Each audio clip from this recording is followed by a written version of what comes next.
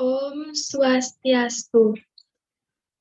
Yang saya hormati Ibu Dr. Sarihati sebagai Ketua Pemuji dan Ibu Dr. Swastini sebagai anggota Pemuji dan Ibu Rina sebagai anggota Pemuji.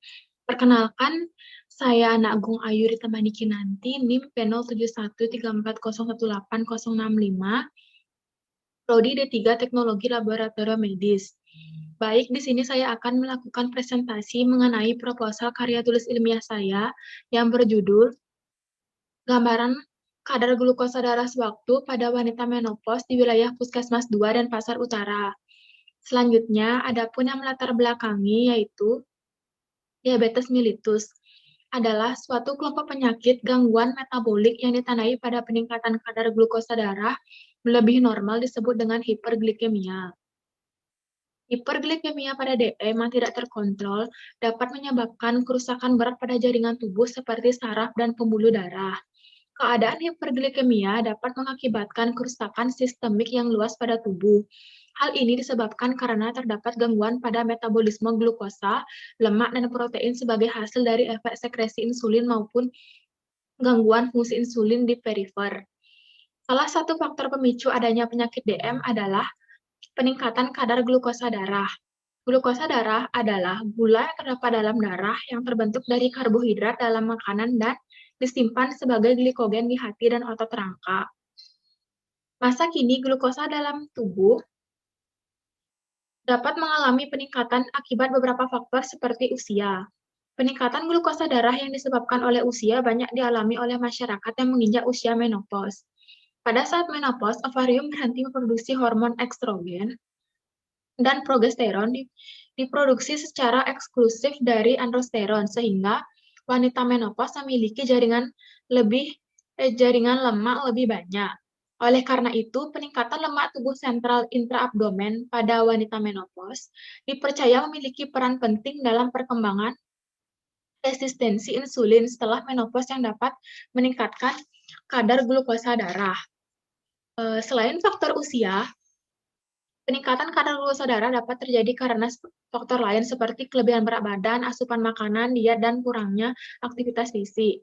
Meningkatnya kadar glukosa darah seseorang dapat dilihat dari hasil pemeriksaan glukosa darah sewaktu.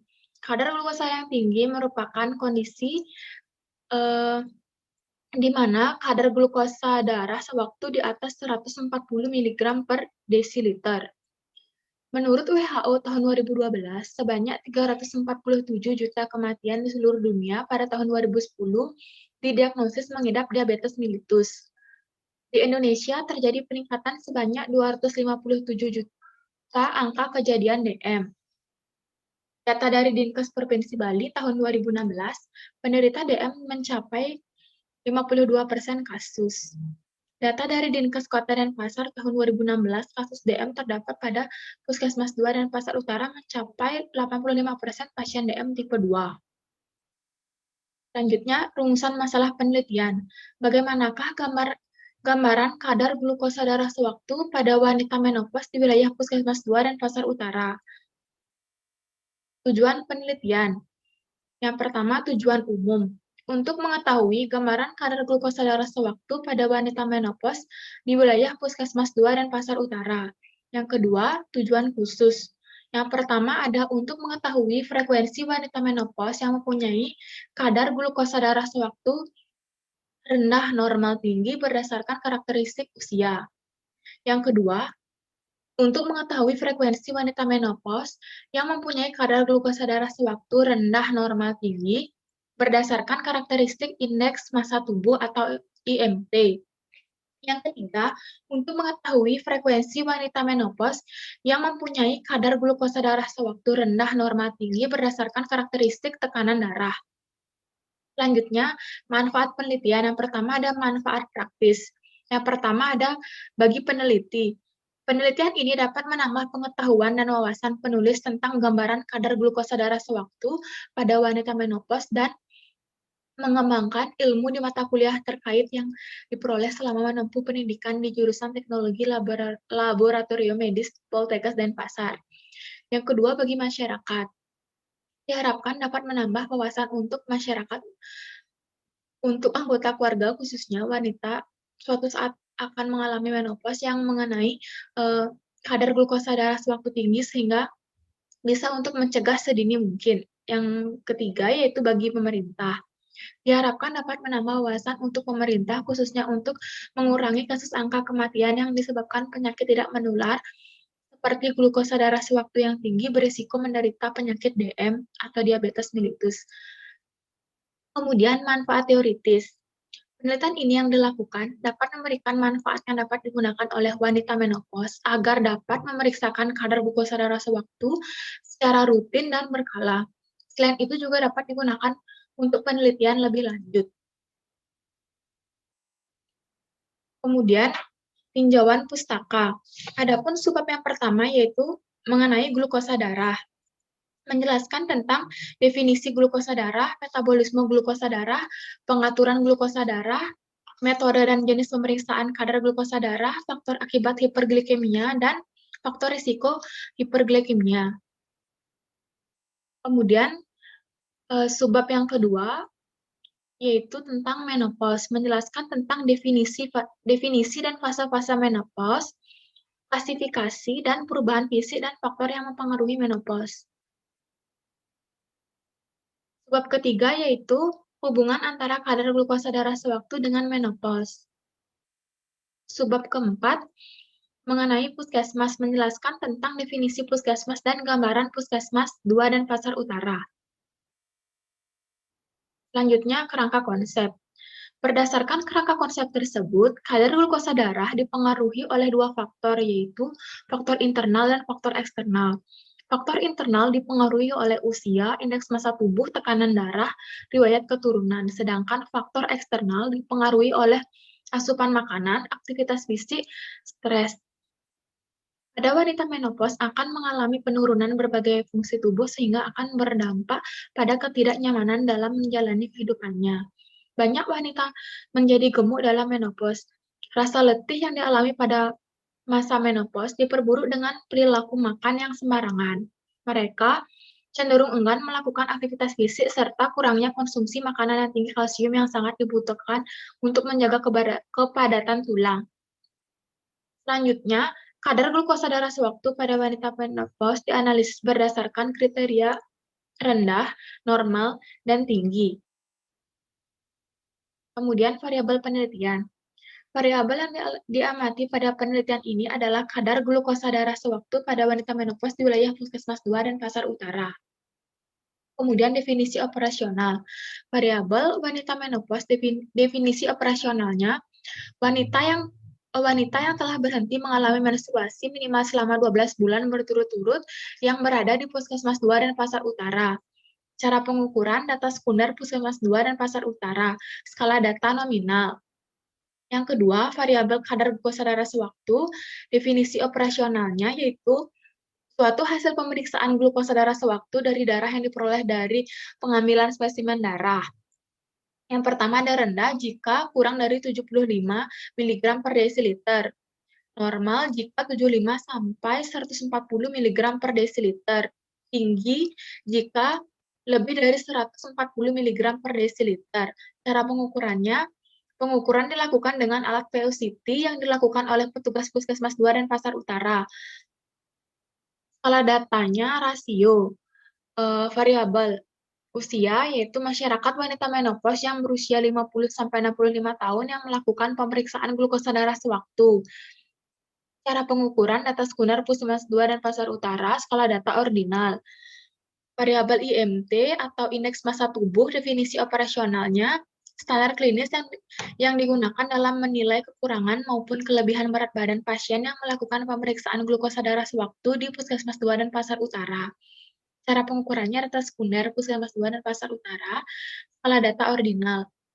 Kemudian variabel tekanan darah, definisi operasionalnya yaitu tekanan dari aliran darah dalam pembuluh nadi atau arteri pasien yang melakukan pemeriksaan glukosa darah sewaktu di Puskesmas 2 dan Pasar Utara. Cara pengukuran data sekunder Puskesmas 2 dan Pasar Utara, skala data ordinal. Metode penelitian. Jenis penelitian deskriptif, yaitu penelitian yang diarahkan untuk mendeskripsikan atau menggambarkan suatu keadaan di dalam komunitas atau masyarakat. Penelitian ini merupakan penelitian deskriptif untuk mendapatkan gambaran kadar glukosa darah sewaktu pada wanita menopause di wilayah Puskesmas 2 dan Pasar Utara. Alur penelitian yang pertama membuat proposal gambaran kadar glukosa darah sewaktu di Puskesmas 2 dan Pasar Utara. Survei ke puskesmas dan mengurus surat izin penelitian. Kemudian mengumpulkan data pemeriksaan glukosa darah sewaktu dan karakteristik wanita menopause meliputi usia, IMG, dan tekanan darah. Kemudian mengolah data atau tabulasi dan analisis data. Kemudian menyusun laporan. Selanjutnya, tempat dan waktu penelitian. Tempat penelitian yang dilakukan di Puskesmas 2 dan Pasar Utara yang berlokasi di Kecamatan dan Pasar Utara. Waktu penelitian akan dilakukan pada bulan Februari sampai bulan April 2021. Populasi dan sampel penelitian. Populasi masyarakat wanita menopause yang melakukan pemeriksaan kadar glukosa darah sewaktu di Puskesmas 2 dan Pasar Utara. Sampel penelitian yang pertama ada unit analisis. Unit analisis penelitian ini adalah darah kapiler yang diambil dari pasien wanita menopause yang telah melakukan pemeriksaan kadar glukosa darah sewaktu. Yang kedua ada besar sampel. Besar sampel dalam penelitian yang akan digunakan pada penelitian ini adalah besar sampel minimal, yaitu 30. Hal tersebut dikarenakan jumlah populasi yang ada belum dapat dipastikan. Yang ketiga, teknik sampling. Teknik pengambilan sampel menggunakan purposive sampling, yaitu pengambilan sampel dengan pertimbangan tertentu berdasarkan kriteria sampel. Selanjutnya, jenis teknik dan pengumpulan data. Jenis data sekunder yang didapat dari hasil pemeriksaan glukosa darah sewaktu pada wanita menopause yang telah melakukan pemeriksaan di Puskesmas 2 dan Pasar Utara. Teknik pengumpulan data didapatkan dengan adanya izin dari Puskesmas disertai surat resmi dari institusi, kemudian data dikumpulkan berdasarkan kriteria yaitu wanita menopause yang telah berhenti mengalami menstruasi selama 12 bulan berturut-turut dengan usia 50-65 tahun. Instrumen penelitian. Yang pertama, instrumen pengumpulan data. Yang pertama ada kamera untuk dokumentasi, alat tulis untuk mencatat, surat resmi dari institusi untuk mendapatkan izin pengambilan data. Instrumen pemeriksaan laboratorium. Metode pemeriksaan laboratorium yaitu metode POCT atau Point of Care Testing. Alat yang digunakan ada POCT, bahan yang digunakan strip tes glukosa, kapas steril, alkohol swab, lancet. Prosedur kerja. Yang pertama, strip tes untuk glukosa dikeluarkan dari tabung. Setiap tabung memiliki kode 1. Yang kedua, strip tes dimasukkan ke dalam slot yang terdapat pada alat pengukur. Kemudian, saat layar menunjukkan gambar tetesan darah, lakukan pengambilan sampel menggunakan lancet. Setelah darah keluar, tetesan darah diletakkan pada salah satu sisi area target strip test hingga memenuhi seluruh area target. Hasil akan tampak pada layar alat pengukur setelah 150 detik. Kemudian strip test dilepaskan dari alat pengukur dan dibuang bersama dengan lancet bekas pakai ke tempat sampah medis. Kemudian hasil yang diperoleh diinterpretasikan. Pengolahan dan analisis data, teknik pengolahan data. Data yang diperoleh dalam penelitian ini dicatat, dikumpulkan, dan diolah dengan bantuan komputer dan disajikan dalam bentuk tabel dan narasi. Analisis data yang diperoleh berupa hasil pemeriksaan kadar glukosa darah sewaktu pada wanita menopause tidak dianalisis secara statistik, namun dibahas dengan nilai rujukan dan teori-teori yang terkait dalam penelitian. Etika penelitian. Yang pertama, menghormati individu dengan memberikan informan konsen apabila menggunakan subjek makhluk hidup. Pada penelitian ini tidak menggunakan informan konsen karena hanya dilakukan studi kasus terhadap data responden yang datang ke Puskesmas 2 dan Pasar Utara. Data responden yang tercatat harus dijaga kerahasiaannya oleh peneliti dengan cara nama responden diganti dengan kode responden. Yang kedua, kemanfaatan. Memiliki manfaat bagi masyarakat. Dilakukan dengan memastikan bahwa penelitian ini dapat bermanfaat bagi masyarakat dalam menambah wawasan mengenai glukosa darah sewaktu. Yang ketiga, berkeadilan. Memperlakukan subjek penelitian sesuai dengan latar belakangnya. di mana dilakukan dengan bersikap adil kepada subjek penelitian sesuai dengan latar belakangnya masing-masing. Pada penelitian ini hanya dilakukan dengan pengumpulan data dari puskesmas sehingga perlakuan terhadap subjek dapat dikatakan adil. Lampiran. Adapun lampiran yang berisi di dalam proposal karya tulis ilmiah saya yaitu jadwal penelitian, rancangan anggaran biaya penelitian, dan dummy table hasil pemeriksaan kadar glukosa darah sewaktu pada wanita menopause di wilayah Puskesmas 2 dan Pasar Utara. Sekian dari presentasi proposal karya tulis ilmiah saya. Mohon maaf apabila terdapat salah kata. Saya ucapkan terima kasih. Om Santi Santi Santi Om.